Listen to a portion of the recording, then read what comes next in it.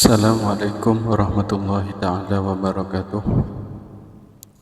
Bismillah walhamdulillah wassalatu wassalamu ala rasulillah Sayyidina Muhammad ibn Abdillah wa ala alihi wa sahbihi wa man wala wa la hawla wa la quwwata illa billah amma ba'd. Baik, apa kabar para sahabat setiaku?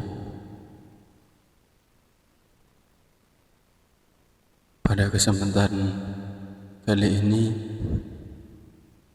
saya kembali akan memberikan berbagi ilmu, mudah-mudahan bermanfaat. Amin Allahumma amin. Baik, seperti biasa kita akan ngaji kitab Mukhtarul Ahadits. Kitab ini menjelaskan tentang hadis-hadis yang ringkas.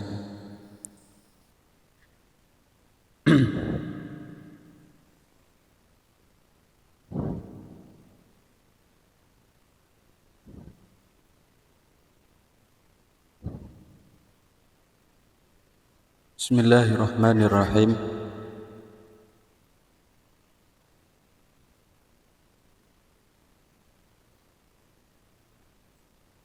Ini ada hadis menjelaskan tentang al-birru husnul khuluqi wal ismu ma haka fi sadrika wa karihta ayyattali'a alaihin nas. Saya akan maknai dulu ya.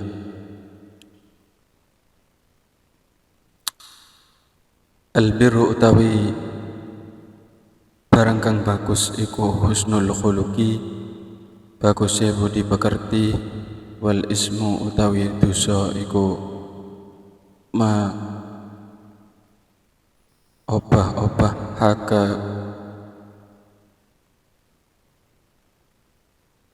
fi sadrika iku ma barang haka kang obah-obah apa ma fi sadrika ing dalam ati sira wa karihta lan sengit sapa sira ayat tali'a ing yento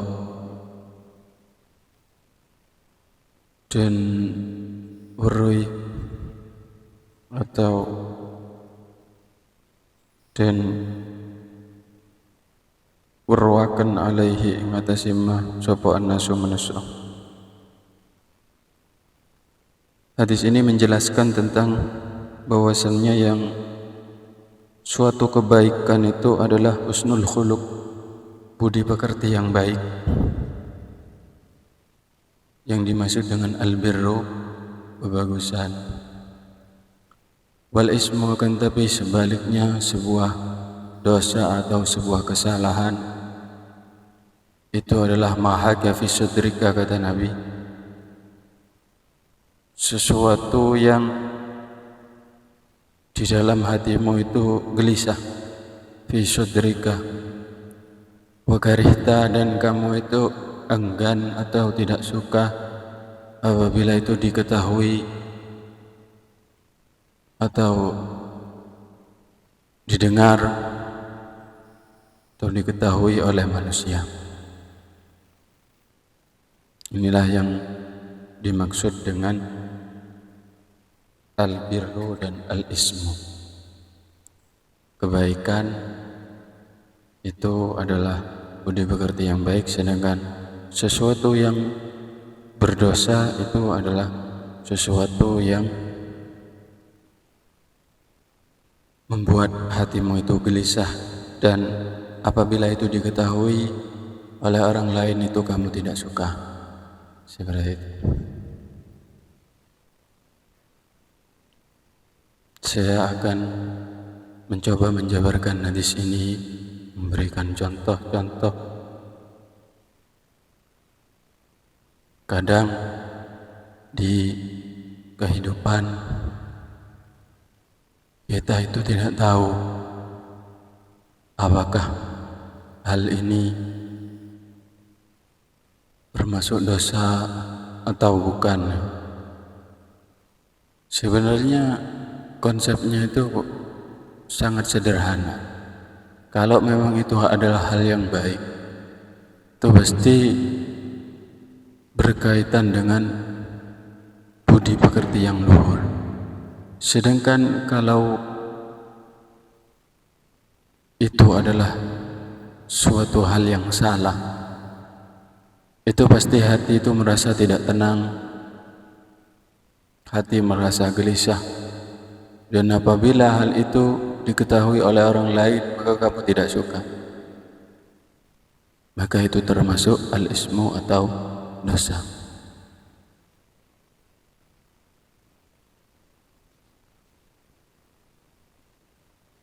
Ini ada hadis lagi, al-bay'ani bil khiyar ma lam yatafarraqa fa in sadaqa wa bayyana burika lahuma fi bay'ihima wa in katama wa kadzaba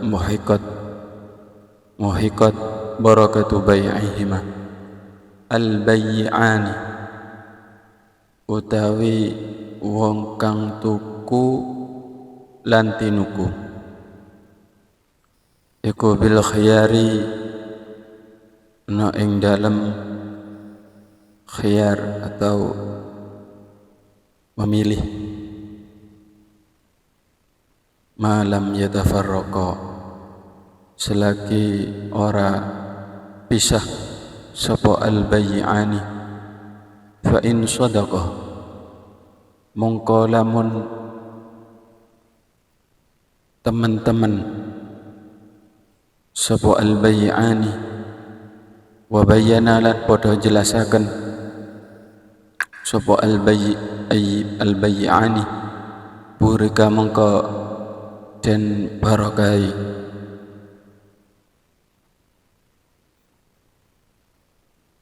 lahuma kedue al-bay'ani fi bay'ihima ing dalam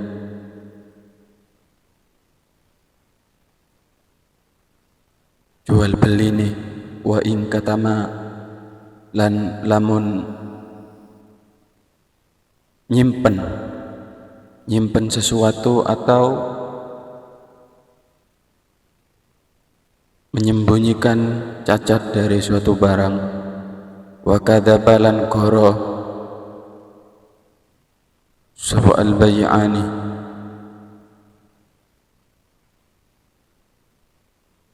muhiqat mongko den lebur apa barakatu bai'ihima barakai jual beli al-bay'an.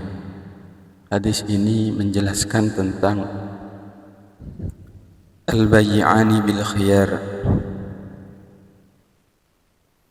orang yang melakukan jual beli, orang yang pedagang dan pembeli itu ada masa khiyar. Khiyar itu apa? Memilih.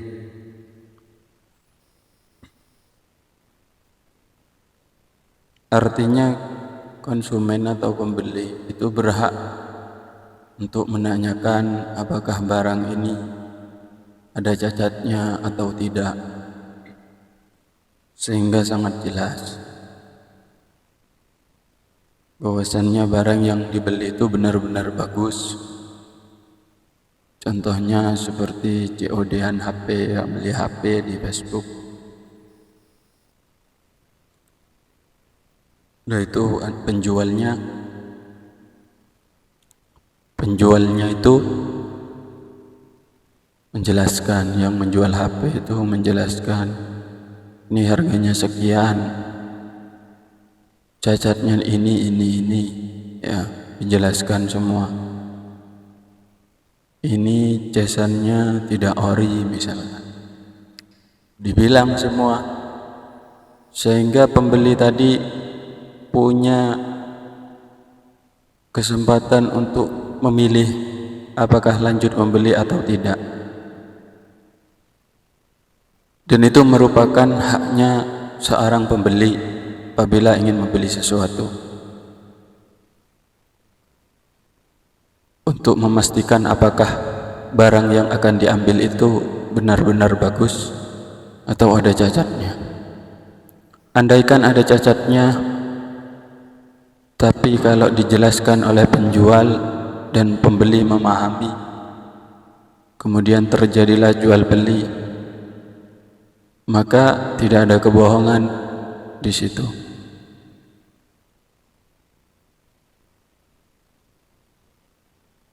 Di sini ada kelanjutan hadisnya, wa in sadaqa wa bayyana. Wa in sadaqa, apabila kedua orang tersebut sama-sama jujur, wa bayyana, dan menjelaskan tentang barang tersebut, tidak ada yang ditutup-tutupi. Burika mongko dan barakahi, artinya transaksi tersebut diberkahi oleh Allah. Insyaallah akan mendapatkan barakah dari Allah Subhanahu wa taala. Apa barakah itu? Barakah itu adalah sesuatu yang tidak terlihat namun terasa manfaatnya. Barakah dalam penjelasan ulama diterangkan ziyadatul khair, tambahan kebaikan. Satu contoh tentang barakah ya, itu perumpamaannya seperti micin atau bumbu dalam masakan. Apabila kita merasakan masakan rawon misalkan, rawon yang pakai penyedap dan yang tidak pakai penyedap, tentu orang akan memilih yang ada penyedapnya karena memang rasanya enak. Seperti itulah, tidak terlihat namun manfaatnya terasa.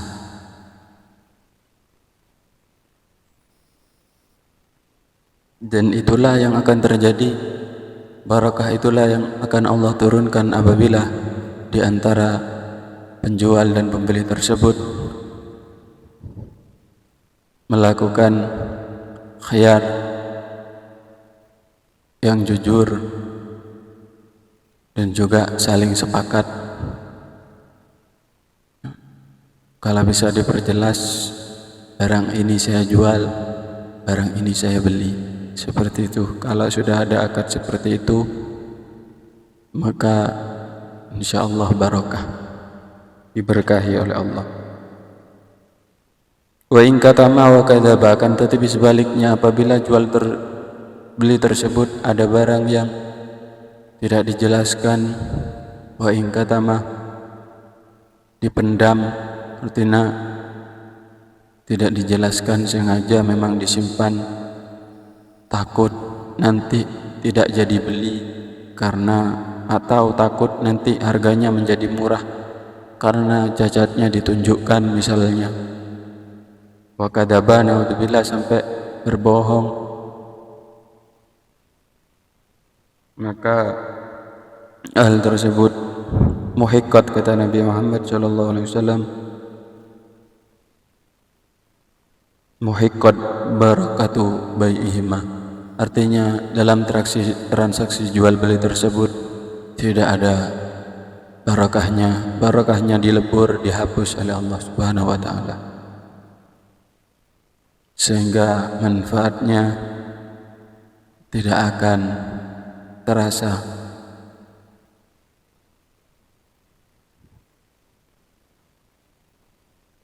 Mungkin ini bisa menjadi renungan bagi kita semua untuk selalu mengutamakan barakah yang diberikan oleh Allah Subhanahu wa taala.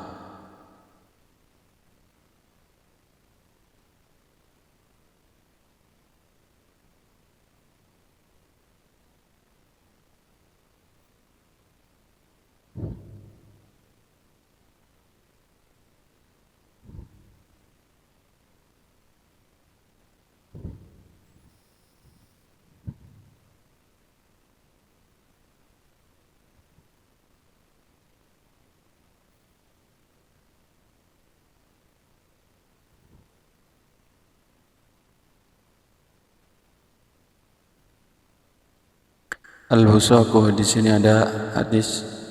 Bismillahirrahmanirrahim. Al-busaqu fil masjid khati'atun wa kafaratuha dafnuha. Al-busaqu utawi ngidu fil masjid ing dalam masjid iku khati'atun, perkara kang keliru. Wa kafaratuha utawi tebusane al-busaq fil masjid iku dafnuha, mendem ing busaq. Meludah dalam masjid itu dulu kalau di zaman Rasulullah, masjid itu masih dalamnya itu pasir, cuma tidak ada keramik seperti sekarang ya. Kan tapi kalau ada orang yang meludah dalam masjid, maka ketahuilah hal itu merupakan khati'ah, hal yang keliru dan tidak pantas. Wa kafaratuha, tebusannya ya memendam, dafnuha, memendam itu tersebut atau ludah tersebut dengan pasir. Makanya di sini bahasanya dafnu. Kalau masjid yang sekarang ya dibersihkan ludahnya itu. Kalau memang terpaksa, mungkin karena dari ya. Namun kalau bisa ditahan atau dikeluarkan di luar masjid, atau bawa tisu supaya nanti meludah tisu dan dibuang di luar.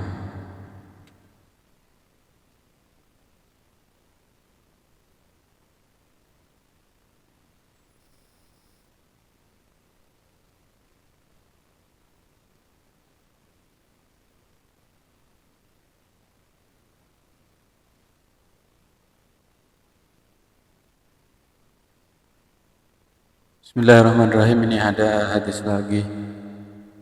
Tazawwaju wa la tutalliqu fa inna talaqa yahtazzu minhul arsh. Tazawwaju, di sini ada perintah dari Nabi Muhammad sallallahu alaihi wasallam, kawinlah sapa sira kabeh, wa la tutalliqu, lan ojo tolak atau mentolak ya, atau mencerai. Fa inna talaqa, karena setuhune cerai iku yahtazzu, dadi goncang, minhu saking tolak apa al-arsyu, ars. Sini ada anjuran, perintah. Anjuran ini bisa menjadi wajib, bisa menjadi sunnah. Wajib apabila sudah membutuhkan, dan sunnah apabila biasa-biasa saja.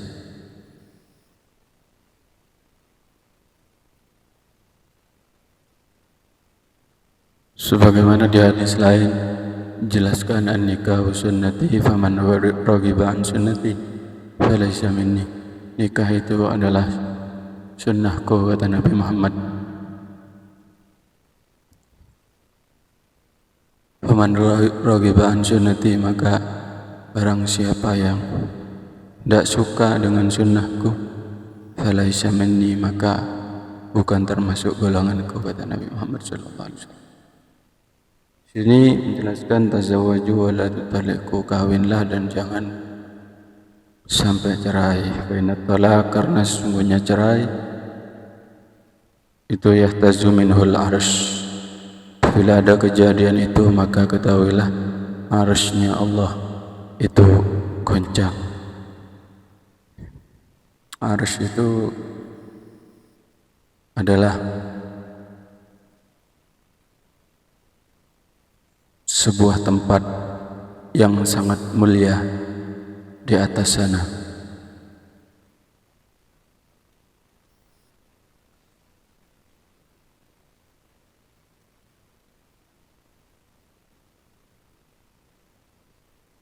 Harf ta ini ada hadis yang didahului oleh huruf ta ya.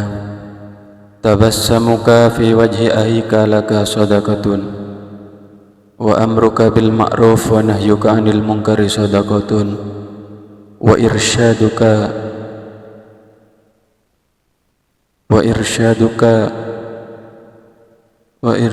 ar-rajula fi ardid dalal laka shadaqatun wa imatatuka al-hajara wasyauka wal adma anit tariqi laka shadaqatun. Hadis ini menjelaskan tentang keseharian kita yang Nabi menjelaskan sedetail mungkin, mengatur seluruh kehidupan umatnya dari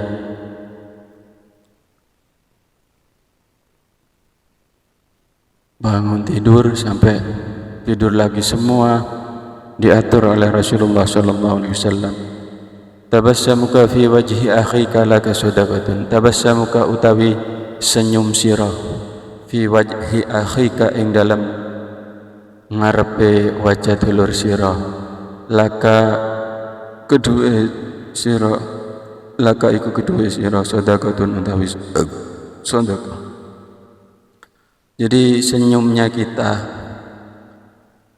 di hadapan saudara kita, saudara ini bisa saudara secara silsilah ataupun secara agama Islam, karena sesungguhnya al-muslim akhul muslim, kata Nabi.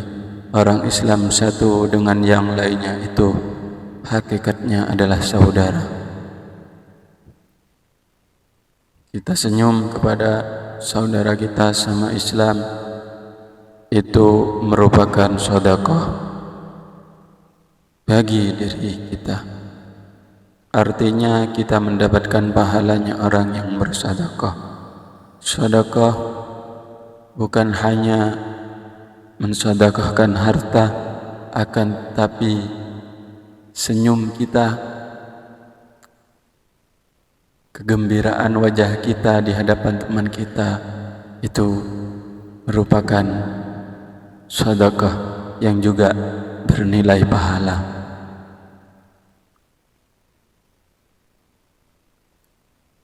Maka sangat sayang apabila ini tidak kita lakukan, karena sangat mudah dan pahalanya juga luar biasa, karena merupakan anjuran langsung dari Rasulullah sallallahu alaihi wasallam.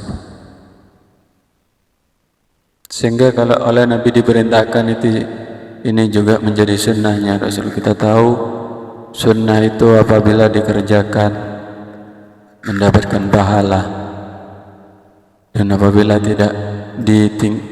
ditinggalkan itu tidak dapat dosa. Tapi apa yang menyebabkan kita itu tidak melakukan? Toh senyum itu juga mudah. Wajah kita yang sumringah,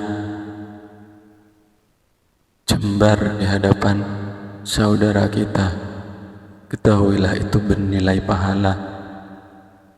Kata Nabi Muhammad SAW, itu merupakan sedekah. Wa amruka bil ma'ruf, wa amruka utawi merintah sira bil ma'rufi kelawan barang kang bagus, barang kang bener. Anjuran kita, motivasi kita, perintah kita kepada selain kita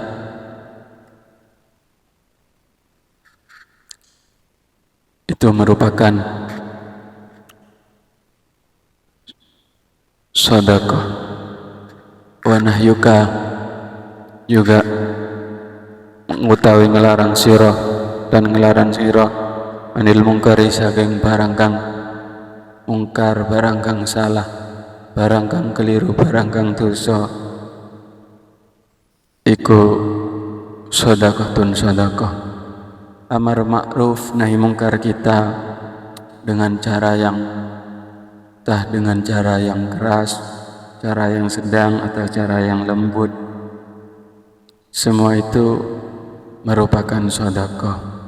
kita mengingatkan saudara kita, mengingatkan orang-orang yang dekat dengan kita tentang kebaikan, atau untuk melakukan bersama-sama berlatih untuk melakukan ibadah, hal yang baik, hal yang positif. Itu juga merupakan sedekah kata Nabi Muhammad SAW, sehingga bernilai pahala tambahan. Sebenarnya pahala itu sangat banyak dan sangat mudah, akan tapi kadang kita tidak tahu bahwasannya itu bernilai pahala yang tentunya bisa menjadi tabungan kita untuk bekal kelak di hari kiamat. Juga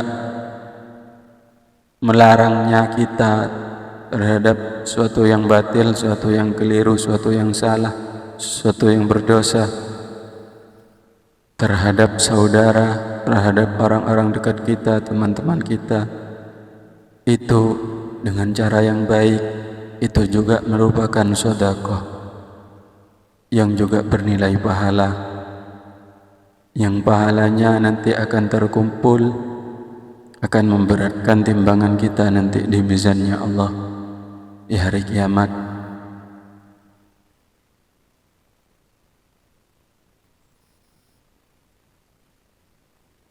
Betapa indahnya agama Islam, betapa mudahnya mencari pahala. Oleh karenanya, mari kita latih diri kita setiap hari, setiap waktu untuk melakukan apa yang dianjurkan oleh Nabi Muhammad, apa yang menjadi anjuran, menjadi perintah dari Nabi Muhammad SAW. Sedikit demi sedikit kita terus berlatih untuk istiqamah. Insya Allah tidak mungkin Rasulullah itu tidak akan menyayangi kita. Kalau Rasulullah Nabi Muhammad Sallallahu Alaihi Wasallam sudah menyayangi kita, maka sudah pasti Allah juga akan menyayangi kita. Kalau Allah sudah menyayangi kita, maka Allah akan mengumumkan, baik itu di alam malakut, di alam atas, atau fil ardi, di alam bumi. Allah akan mengumumkan kebaikan orang tersebut, bahwa Allah cinta terhadap orang tersebut.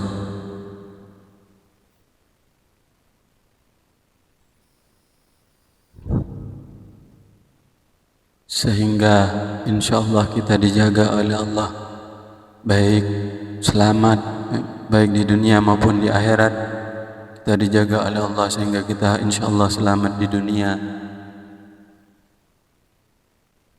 juga selamat di akhirat. Amin, amin, Allahumma amin. Beginilah keseruan ngaji itu ya. Ngaji itu dibilang seru ya, seru, dibilang bosen ya, kadang ada rasa bosen. Namanya juga manusiawiyah ya, sifat manusiawiyah. Akan tapi sebenarnya kalau kita itu mau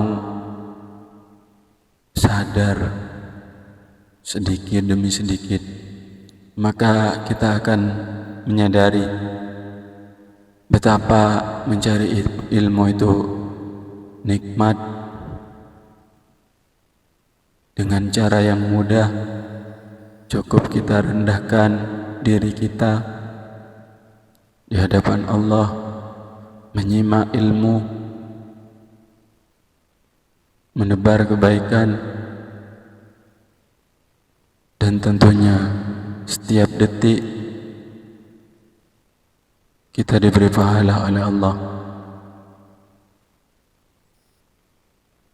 Banyak sekali hadis-hadis yang menjelaskan tentang keutamaan mencari ilmu,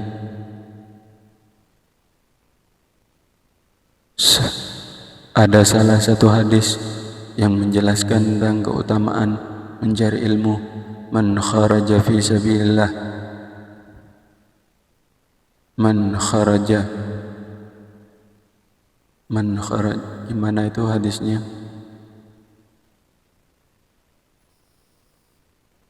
Intinya itu barang siapa yang keluar dari rumahnya yatlubul ilma dengan tujuan mencari ilmu, fahuwa fi sabilillah hatta yarji, maka ketahuilah yang dia lakukan itu menyebabkan posisinya dia berada di fisabilillah, di jalan Allah, sedang berjuang di jalan Allah karena mencari ilmu.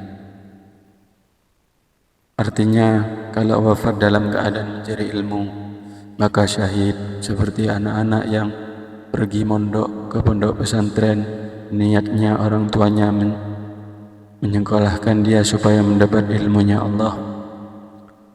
Ada yang belum sempat pulang ke rumahnya sudah diambil oleh Allah, maka dia statusnya menjadi syahid.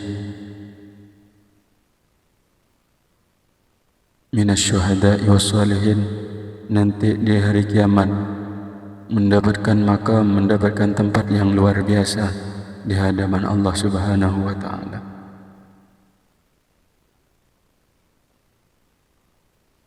Di sini ada lanjutan hadisnya, wa irsyaduka ar-rajula fi ardid dalal laka sadaqatun, lan utawi nuduhaken sira ar-rajula ing wong fi ardid dalal ing dalam bumi kesasar, laka iku kedua sira sadaqatun utawi sedekah.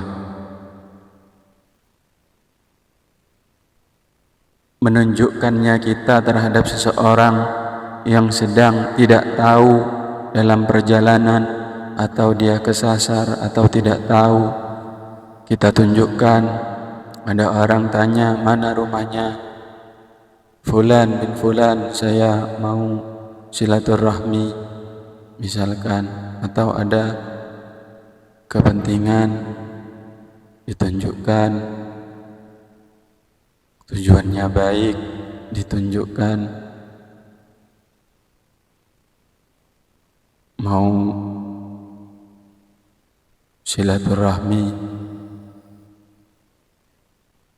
atau menunjukkan jalan pulang bagi orang yang tersasar di suatu daerah, itu juga merupakan sedekah, kata Nabi Muhammad SAW. Kita dididik oleh Nabi Muhammad untuk saling membantu, dan apabila kita bisa bantu dalam hal yang positif, kita bantu.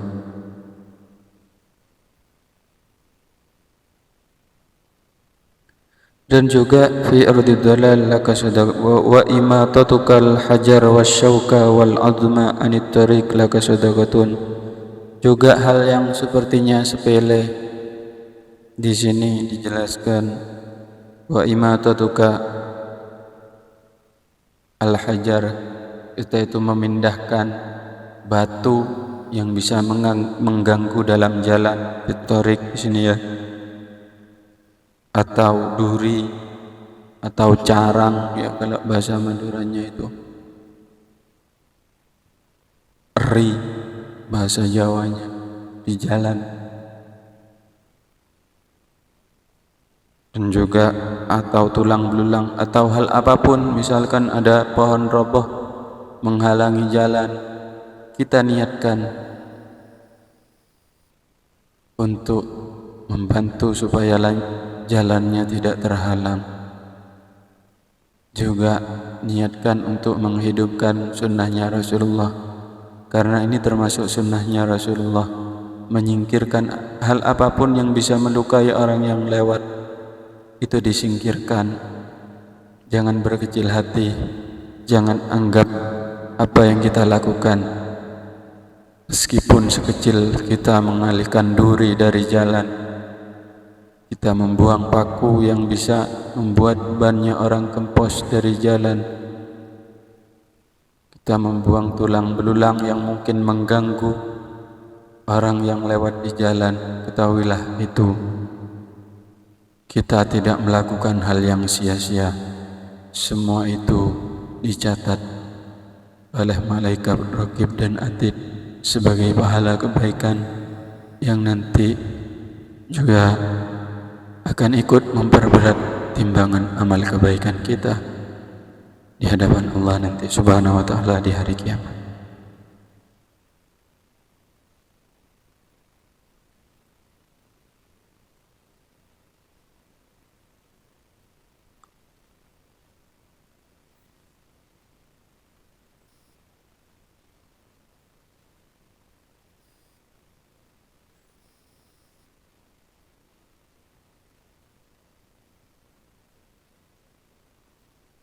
Ini ada hadis yang berkaitan dengan fikih ya.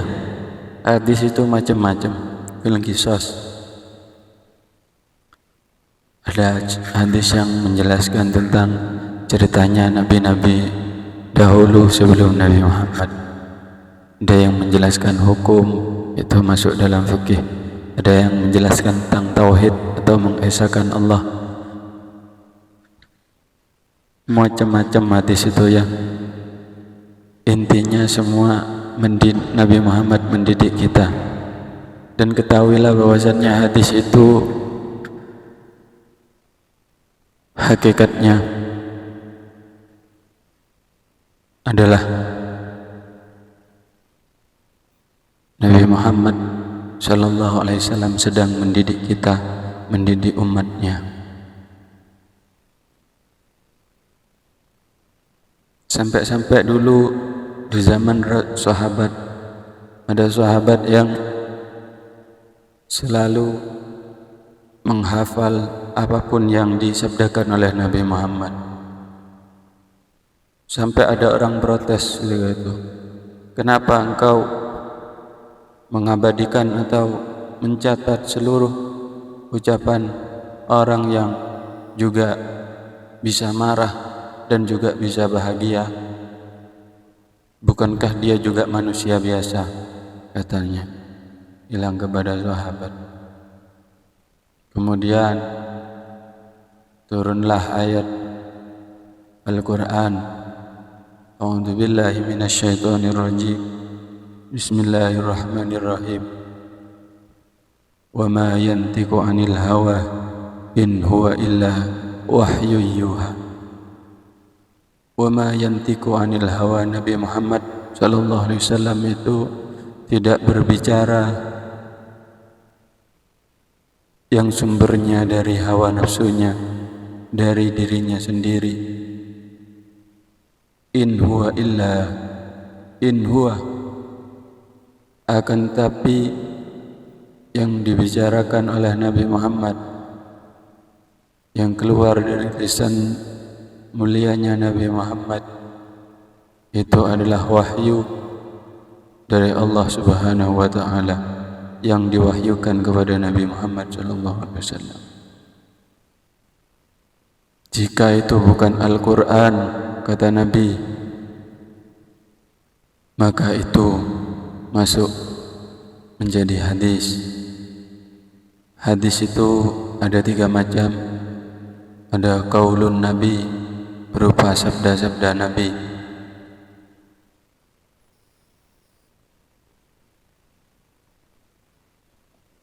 Ada juga takrirun Nabi, penetapan Nabi Muhammad.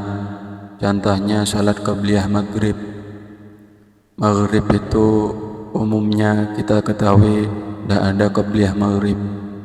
Akan tetapi dulu sahabat ada yang salat sebelum melaksanakan salat maghrib. Ada sahabat yang berdiri salat sunnah qabliyah maghrib. Rasulullah mengetahui hal itu, sahabat juga mengetahui hal itu. Akan tetapi Rasulullah tidak melarangnya Rasulullah. Bukan berarti beliau sungkan karena sudah menjadi sahabat, tidak. Nabi adalah orang yang paling tegas. Apabila itu salah, maka akan beliau katakan salah. Akan tetapi apabila itu tidak apa-apa, maka Nabi juga tidak akan melarangnya. Berarti sholat qabliyah maghrib itu juga boleh dilakukan. Akan tetapi Rasulullah tidak melakukan. Cuma ada sahabat yang sholat, oleh Nabi Muhammad dibiarkan. Berarti tidak apa-apa sholat qabliyah maghrib. Itu merupakan hadis yang bercerita tentang ihwal atau kejadian ketika itu di masa Rasulullah. Itu menjadi hadis yang jenisnya itu takrirun Nabi, penetapan Nabi Muhammad sallallahu alaihi wasallam. Qaulun Nabi, fi'lun Nabi, takrirun Nabi, itu yang penetapan barusan. Fi'lun Nabi, contohnya dulu ada hadis, ada sahabat ya, ketika Islam sudah maju, ketika itu banyak orang yang memeluk agama Islam, sahabat Rasulullah semakin banyak. Ada salah satu sahabat yang apabila lewat di daerah yang sudah di situ, yang sudah menjadi daerah kota, padahal tidak ada pepohonan, akan tapi beliau itu, sahabat itu,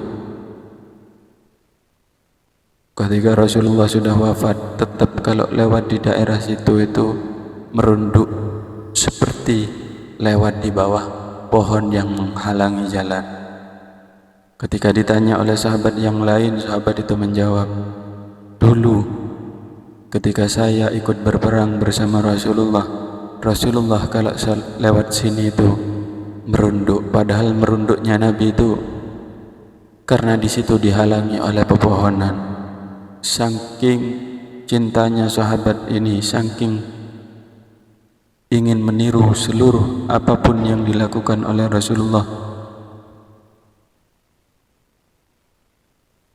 meskipun daerah situ sudah tidak ada pohonnya lagi, tetap beliau jalan seperti bagaimana Rasulullah jalan ketika melewati daerah tersebut dahulu.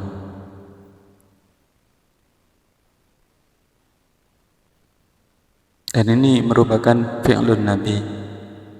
Tahu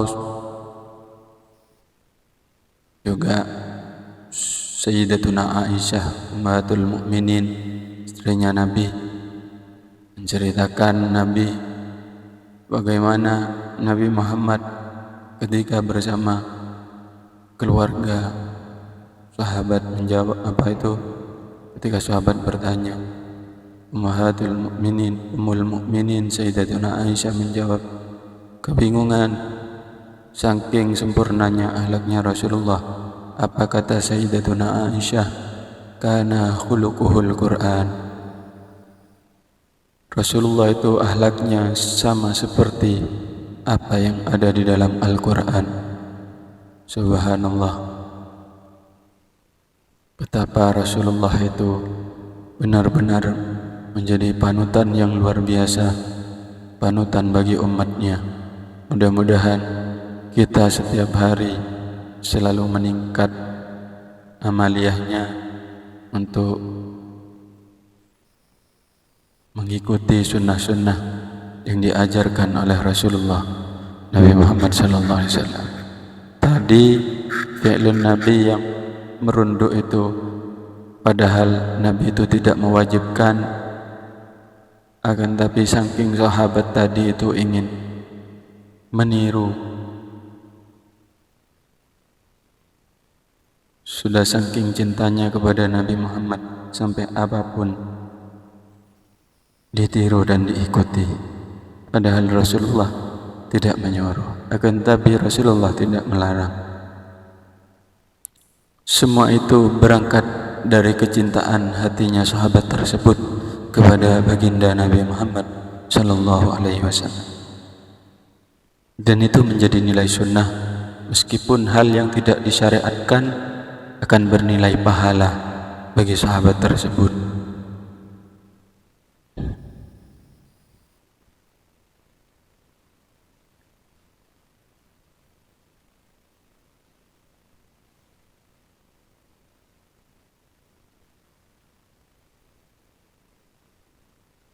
Ayuhan nas, di sini ada hadis lagi ya. Ayuhan nas, kata Nabi, ayuhan nas, hei manusia, innakum munaffirun, innakum setuhuna sira kabeh iku munaffirun, wong kang nglayuaken. Faman sholla, faman mongko utawi sapa wonge iku sholat sapa man binasi kelawan bareng-bareng kelawan masyarakat, falyukhaffif mongko becik ngendengaken atau meringankan, fa inna fihim karena setuhune ing dalem nas utawa masyarakat al maridu utawi wong kang loro, udhaifu lan wong kang lemah, wal kabiru lan wong kang tuwa, wadal hajati lan wong kang anduweni hajat utawa kebutuhan.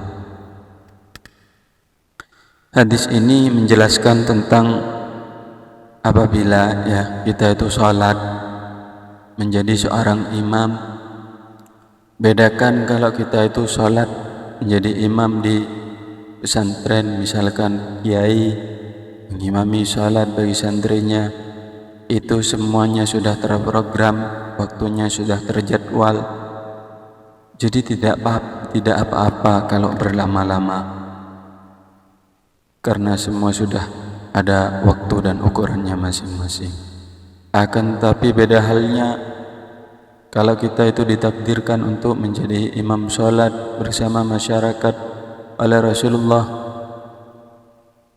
diperintahkan untuk falyukhaffif, untuk meringankan sholatnya, tidak perlu baca surat yang terlalu panjang, kata Nabi Muhammad SAW.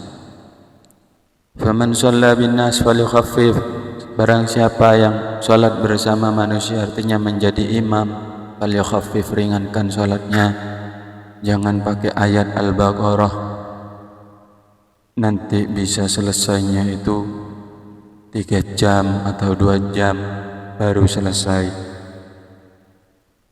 atau surat pendek tapi yang agak panjang, misalkan amma yatasaalun. Intinya kondisi